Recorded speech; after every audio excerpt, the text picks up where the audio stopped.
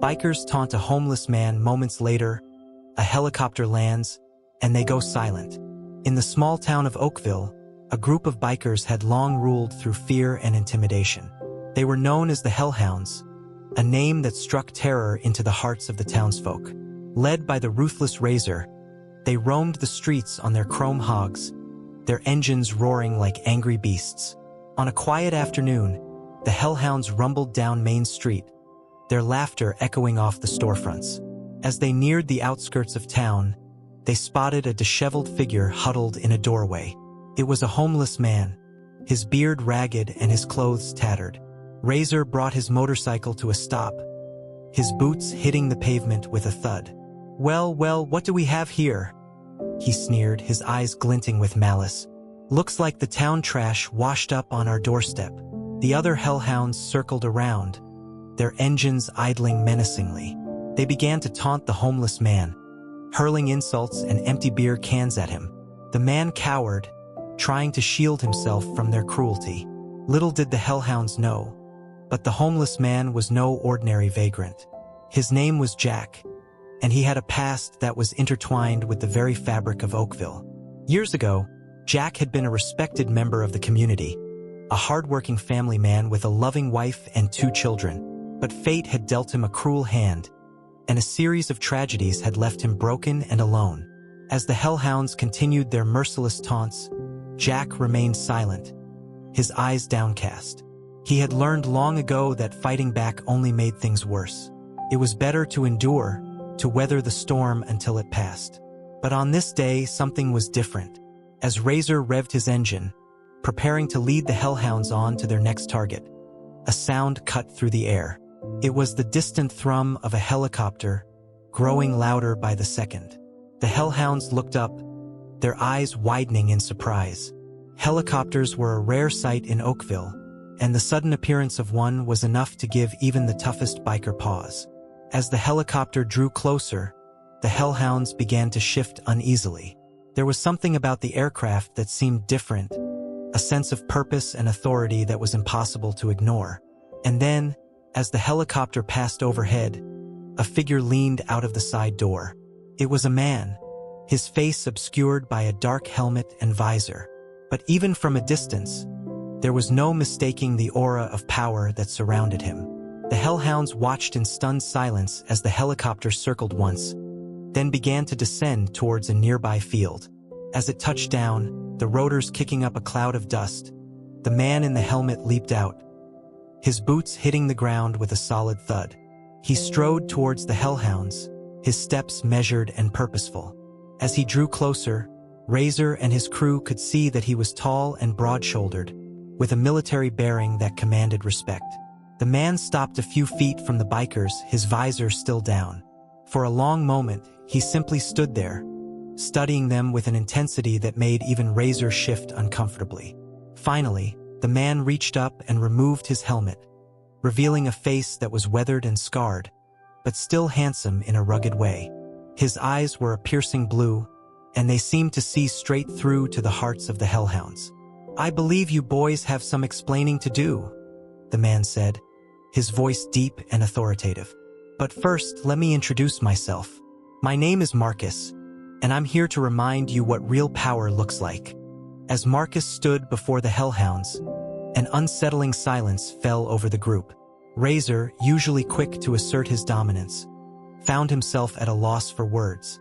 There was something about Marcus's presence that commanded respect, a quiet strength that seemed to radiate from his very core. Jack, still huddled in the doorway, watched the scene unfold with a mixture of fear and fascination. He had heard stories about Marcus, whispered tales of a man who had once been a member of an elite military unit.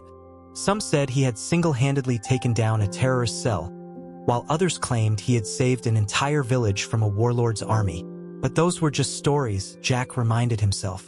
The man standing before him now was flesh and blood, a living, breathing force to be reckoned with. Marcus took a step forward, his eyes locked on Razor. "I've been watching you boys for a while now," he said, his voice low and steady. "I've seen the way you terrorize this town, the way you prey on the weak and the vulnerable. And I'm here to tell you, it ends now." Razor let out a bark of laughter, but there was an edge of nervousness to it. "And who's going to stop us?" he sneered. "You and what army?" Marcus smiled, but there was no humor in it. "I don't need an army," he said. "I have something far more powerful. I have the truth." With that, he reached into his jacket and pulled out a small device. It was a voice recorder, and as he pressed the play button, the Hellhounds' faces drained of color. The recording was of Razor and his crew, their voices unmistakable as they bragged about their latest exploits. They talked about the people they had terrorized, the businesses they had vandalized, the lives they had ruined. And through it all, there was an undercurrent of gleeful malice, a sickening enjoyment of the pain they had caused. As the recording ended, Marcus tucked the device back into his jacket. "I have copies of this," he said, his voice calm and even. "Copies that will be sent to the authorities if you don't leave this town and never come back." Razor's face twisted with rage, his fists clenching at his sides. But even he could see the truth in Marcus's words. The recording was damning, and if it ever saw the light of day, the Hellhounds would be finished. For a long moment, no one spoke. The only sound was the distant hum of the helicopter's rotors, a reminder of the power that Marcus wielded. Finally, Razor let out a grunt of frustration. "Fine," he spat. "We'll go. But this isn't over, old man. You haven't seen the last of the Hellhounds." Marcus smiled, but there was a hardness to it. "I'm counting on it," he said, "because if you ever come back, if you ever harm another soul in this town, I'll be waiting. And next time I won't be so merciful." With that, he turned and walked back towards the helicopter, his steps as measured and purposeful as ever. The Hellhounds watched him go, their faces a mixture of anger and fear. As the helicopter lifted off, Jack felt a strange sense of hope stirring in his chest. For the first time in years, he dared to believe that things might be different, that the cycle of violence and despair that had gripped Oakville for so long might finally be broken. And as he watched the helicopter disappear into the distance, he knew that he had just witnessed something extraordinary. He had seen a man stand up to the darkness and emerge victorious, a shining example of the power of courage and compassion in the face of evil. In the days that followed Marcus's confrontation with the Hellhounds, a change began to ripple through Oakville. It started small with whispers and rumors, but soon it grew into something more tangible, a sense of hope and possibility that had long been absent from the town. For Jack, the change was particularly profound. He had spent so long on the fringes of society, forgotten and ignored by those around him, that he had almost forgotten what it felt like to be part of something larger than himself.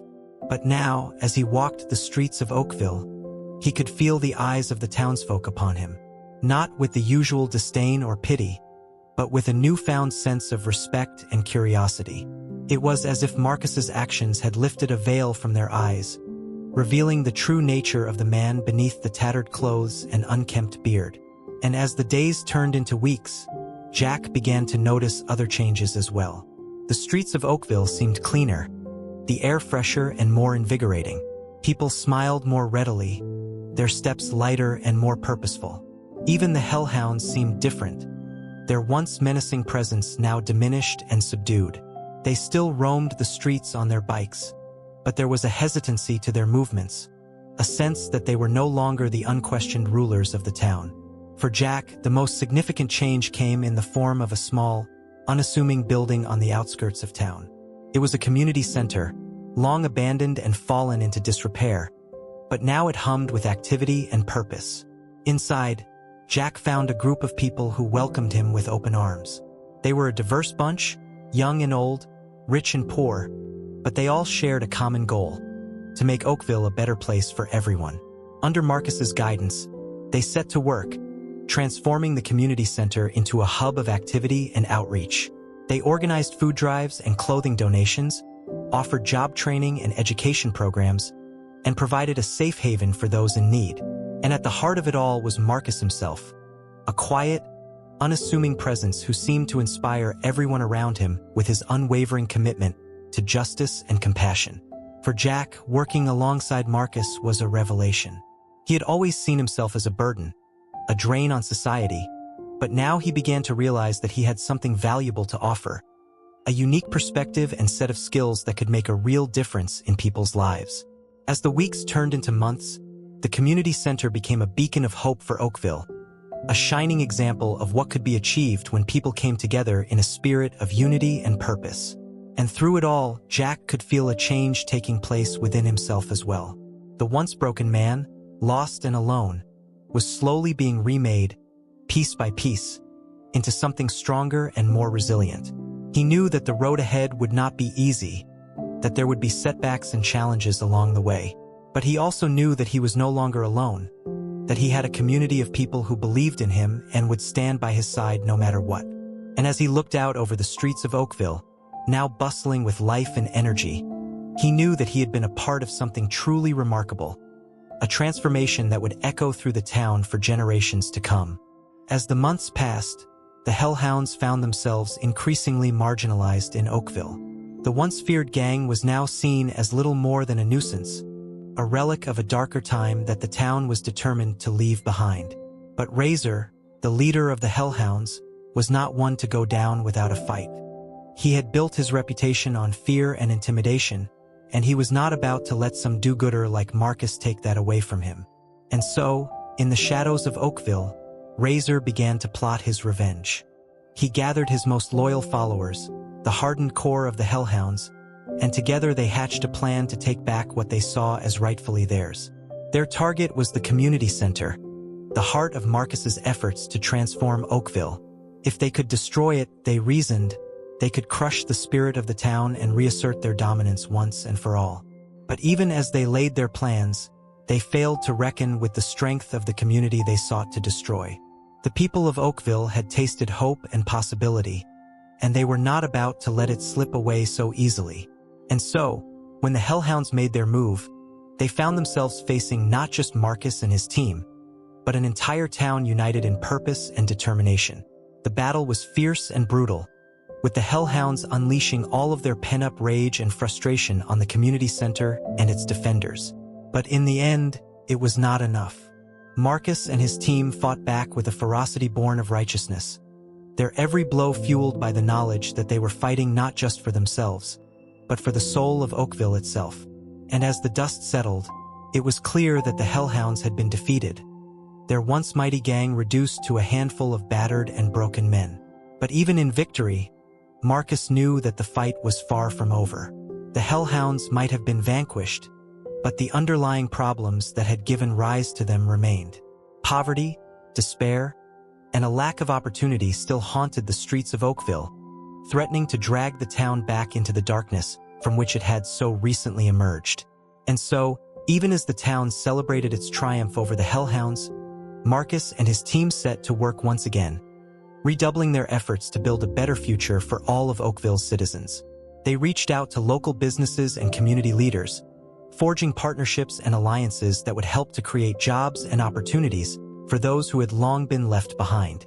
They worked with schools and educators to provide young people with the skills and knowledge they would need to succeed in a rapidly changing world. And through it all, they never lost sight of the importance of compassion and kindness, the small acts of generosity and understanding that could make all the difference in a person's life. For Jack, the battle against the Hellhounds was a turning point, a moment when he realized just how far he had come and how much he had to offer.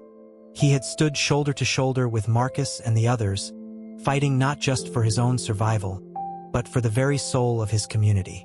And in the aftermath of that fight, he found himself taking on a new role, one that he had never imagined for himself. He became a mentor to the young people of Oakville, sharing his own story of struggle and redemption in the hopes of inspiring others to find their own path to a better life. He worked with the local homeless shelter, using his own experiences to help others navigate the complex and often overwhelming process of rebuilding their lives from the ground up. And through it all, he found a sense of purpose and meaning that he had never known before, a deep and abiding commitment to making the world a better place, one small act of kindness at a time. As the years passed, Oakville continued to thrive under the leadership of Marcus and his team. The town that had once been a symbol of despair and decay was now a model of hope and resilience, a shining example of what could be achieved when a community came together in a spirit of common purpose. But even as Oakville prospered, Marcus knew that the fight against injustice and inequality was far from over. The forces that had given rise to the Hellhounds were still at work in the world, breeding anger and resentment in the hearts of those who had been left behind. And so, Marcus began to look beyond the borders of Oakville to the wider world that lay beyond. He saw the suffering and the struggle that so many people faced, the endless cycle of poverty and violence that seemed to grip so much of humanity in its merciless jaws. And he knew that he could not stand idly by, that he had a responsibility to use the lessons he had learned in Oakville to make a difference on a larger scale. And so, with a heavy heart, Marcus made the decision to leave Oakville behind, to set out on a new journey of discovery and purpose. He gathered his team around him, the men and women who had been with him from the very beginning, and together they made their plans. They would travel the country, visiting communities that were struggling just as Oakville had once struggled. They would share their knowledge and their experience, helping to build networks of support and resilience that could weather any storm. And through it all, they would never lose sight of the importance of compassion and understanding, the small acts of kindness that could change a life and transform a community. For Jack, the news of Marcus's departure was a bittersweet moment.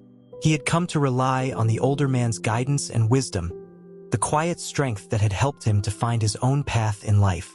But he also knew that Marcus's work was far from done, that there were countless others out there who needed his help just as much as Jack had once needed it. And so, with a heavy heart, Jack bid farewell to his mentor and friend, knowing that he would carry the lessons he had learned from Marcus with him for the rest of his days. In the years that followed, Jack continued to work tirelessly for the people of Oakville, using his own experiences to help others find their way out of the darkness and into the light. He watched as the town continued to grow and thrive, as new businesses and new opportunities arose from the ashes of the old. And he knew that none of it would have been possible without the courage and determination of Marcus and his team, the small group of dedicated individuals who had dared to stand up against injustice and make a difference in the world. And as he looked out over the streets of Oakville, now filled with laughter and joy, Jack knew that he had been a part of something truly remarkable, a transformation that would echo through the ages as a testament to the power of the human spirit.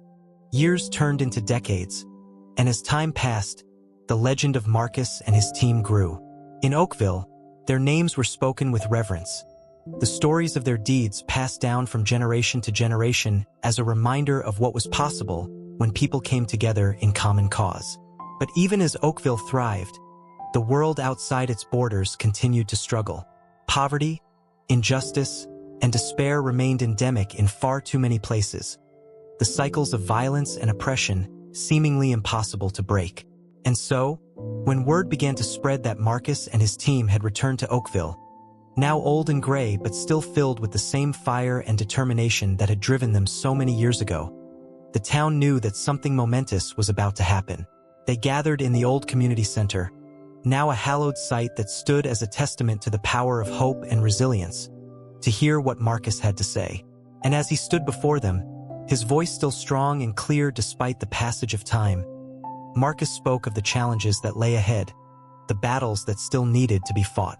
He spoke of the need for unity and compassion, for a renewed commitment to the ideals that had guided them so many years ago. And he spoke of the power of small acts of kindness, the ripples of hope that could spread out from Oakville to touch the lives of people all across the world. As Marcus spoke, Jack felt a stirring in his heart, a sense of purpose and destiny that he had not felt in years. He knew that the road ahead would not be easy, that there would be obstacles and setbacks along the way. But he also knew that he could not turn his back on the call to action, that he had a responsibility to use the lessons he had learned in Oakville to make a difference in the world. And so, as Marcus finished speaking and the crowd erupted in applause, Jack made his way to the front of the room, his head held high and his eyes shining with determination. He took Marcus's hand in his own, feeling the strength and warmth that had guided him so many years ago.